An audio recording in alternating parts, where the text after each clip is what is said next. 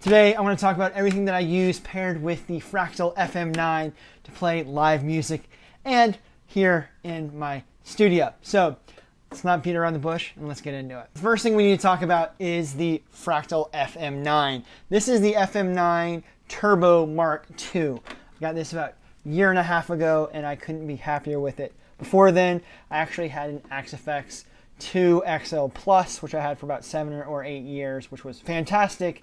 But I did have to pair that with the MFC 101 and then also have it mounted in either a rack-mounted case or this rack-mounted gator bag, which was cool and all, but when this came out, I realized that this was almost as powerful as the flagship Axe-Fx 3 and had about the same amount of power and nicer tones than the Axe-Fx 2. That means I could trade in the Axe-Fx and the MFC and get the same amount of power and quality just in a much smaller footprint and only one device. With that, I also have a pair of Axe-Fx pedals. This is the Axe-Fx EV1 and the EV2. The EV1 is a bigger style, bigger footprint than the EV2. I traditionally use this for volume and this for wah. And I have this set for auto engage so I don't have to step on any buttons. And then to round things off is this Digitech drop pedal. I have found that the Axe-Fx, while it's great in almost everything, the pitch block, especially when you're doing like detuning and stuff, isn't necessarily up to snuff as this Digitech drop pedal.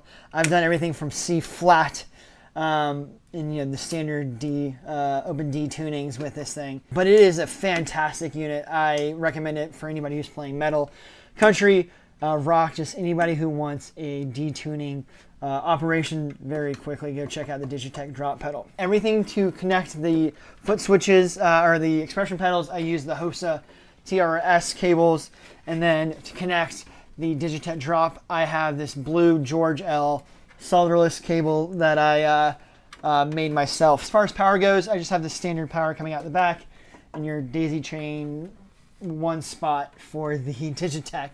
Eventually, I want to make this all in one cohesive unit, so I only have to use one cable, maybe out the side of the module here. So if you have any suggestions, let me know in the comment section below. I do want to check those out. And to mount everything, I have it on this Temple Audio Duo 34, which means it's 34 inches from here to here. If you're curious of how I mounted the FM9, check out this video over here, linked in the card in the description box below. I used a special set of screws to mount it directly to Temple Audio, so I didn't have to mount the plates to the FM9 because it does have a little lip on each side. And as far as guitars go, I have a Stratocaster. This is a Fender American Strat Deluxe from like 2012. It was my main guitar for 10 plus years. I don't play it a whole lot on this channel just because I only had one guitar for so long and I played it so much, but it is still my favorite guitar of all time. It is the best Strat I've ever played. It's got the noiseless N3 third generation pickups and that S1 switch, which I don't know exactly what it does, but I know how it sounds, so that's pretty cool. Then I also have this Sterling by Ernie Ball, Richardson 6, Jason Richardson from the band All That Remains. It's a sweet metal guitar, really fun, smooth, roasted neck. I have my Takai Les Paul gold top that my wife got me for our wedding. My favorite Les Paul style guitar that I've ever found. Then the PRS S2 Standard 24. Another fantastic find. I found this at Guitar Center used for like $600. It beats well above the price that I paid for it, plus a couple of upgrades. And then last, but certainly not least, is the Stratocaster, Telecaster with a neck from Warmoth, body from Fender, kind of a little Brent Mason style guitar, but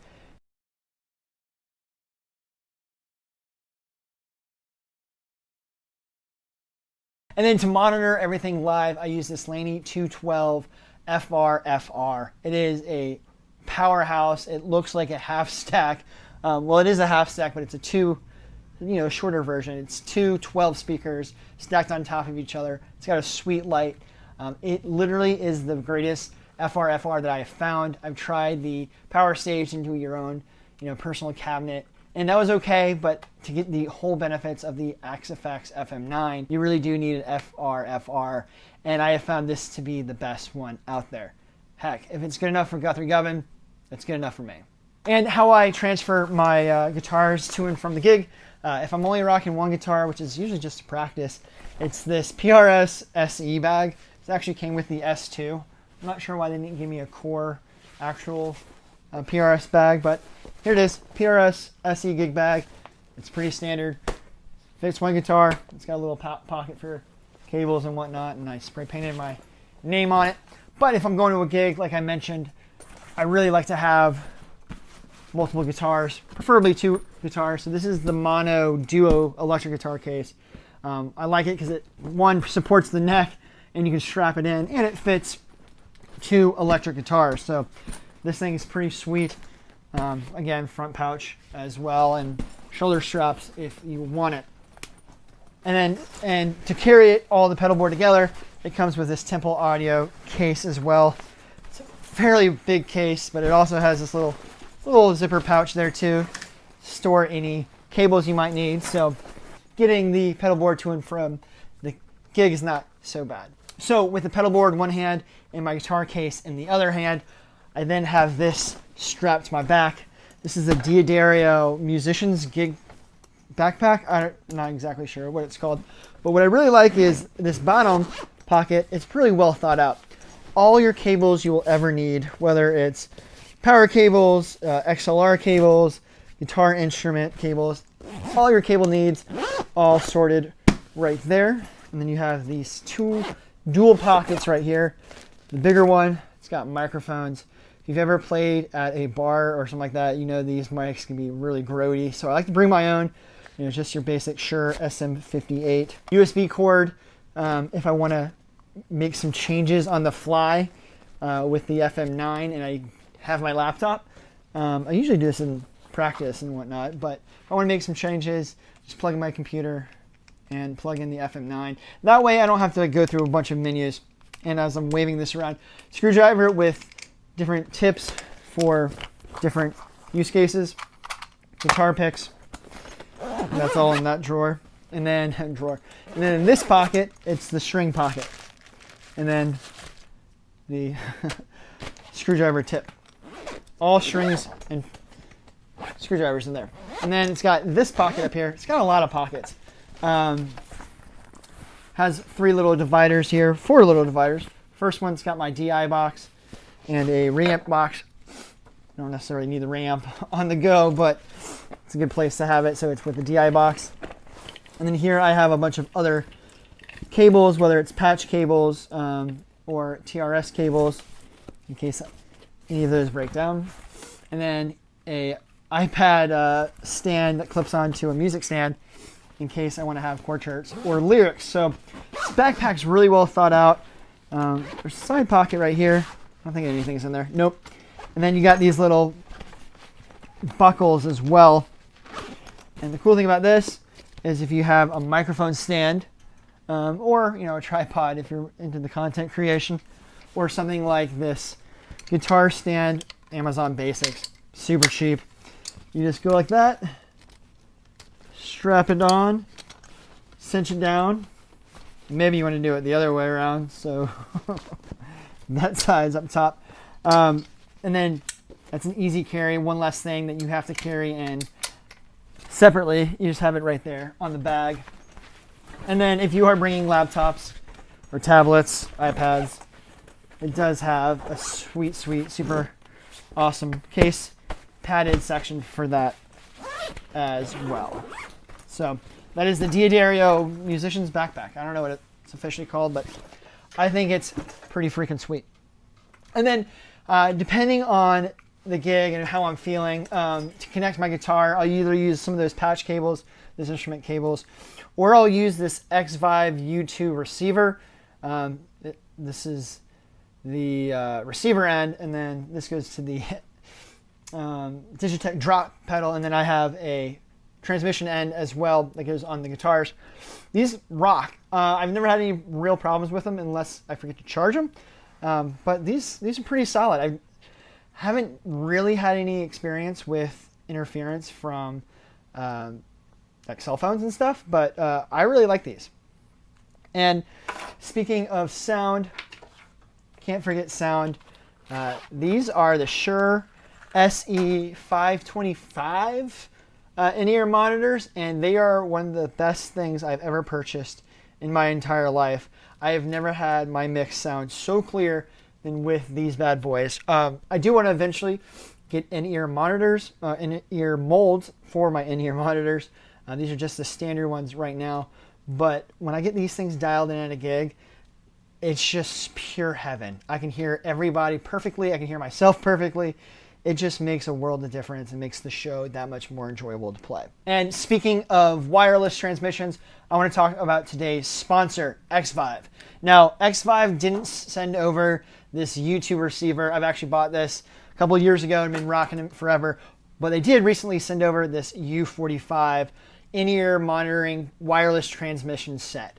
Now, this has a transmission transponder that is XLR or quarter inch, and the receiver, which you plug your in-ear monitors on, slide that either onto your belt loop or your guitar strap, and you're going to have crystal clear, interference-free in-ear monitoring, perfect straight to your ears. The cool thing about this is it scans the nearby area and chooses the best, cleanest signal, cleanest area of the spectrum, 5.2 gigahertz or the 2.4 gigahertz.